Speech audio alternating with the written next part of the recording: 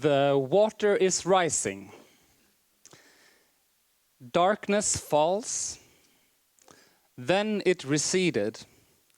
Nothing left but their names. All the extinct animals. We blame each other for losing the way. CNN predicts a monster storm. These are all song titles from the artist Laurie Anderson's fantastic album Landfall.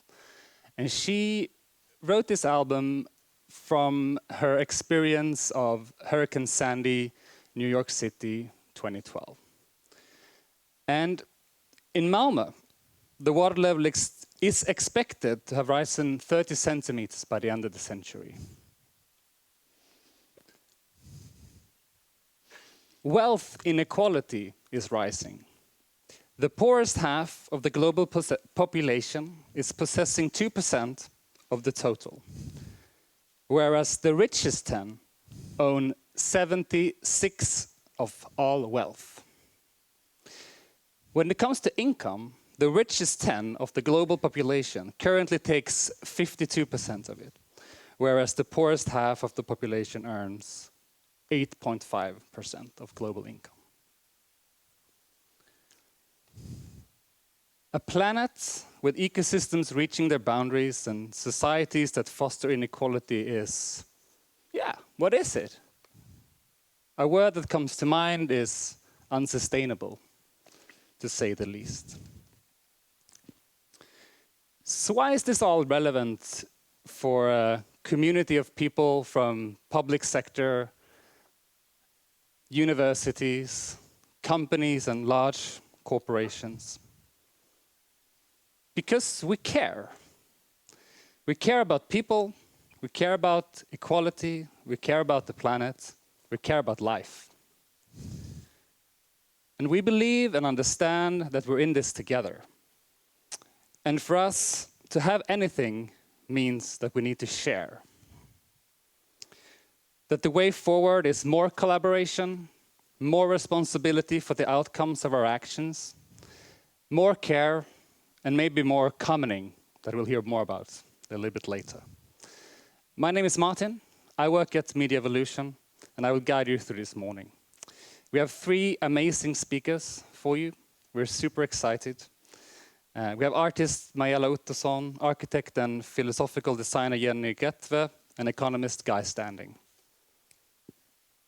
But before I hand over to them, I want to give you a little bit of context. So this has been a place for work for over 100 years. The dry dock that is just outside the window here is from 1857.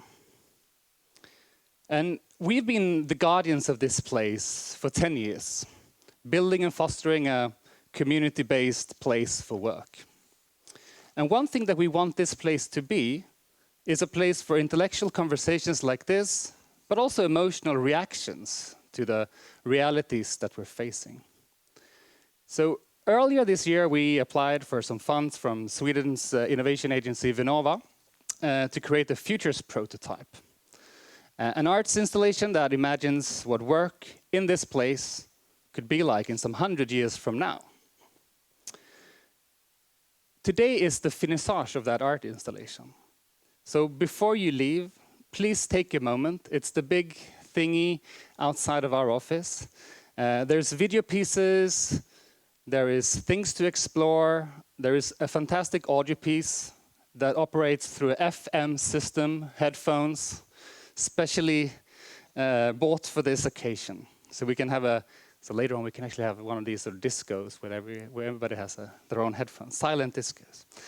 No, I strongly recommend spending some time with it before you leave. Today also marks the release of a book that captures and builds on the future prototype. So we are starting this habit of releasing books. It's a rather quiet part of town. The cry of seagulls and slush of water pumps keeping the level stable are mixed with the sound of Marta's rubber boots. Boots that come all the way from Indonesia during Malmö's last severe flood 2 years ago. A flood that could not be contained by the dams lining the coastline of the city. Marta feels a sense of lightness today, despite wading through ankle-deep water. She stops to admire the old shipyard that for 2 centuries has been the center of work in Malmö, where the first ships that sailed the world were built, then where computer programs were conceived and knowledge digitized. Today, it is the heart of Malmö bringing food, material, wealth to all the inhabitants of the city in the form of growing algae. The old shipyard is the headquarters and biggest site of the Malmö Algae Co-op, which produce algae for food, energy, materials for clothes, buildings, and electronics. Like most companies today, it is a decentralized autonomous organization, a DAO, collectively owned by all the inhabitants of Malmö, including Marta herself.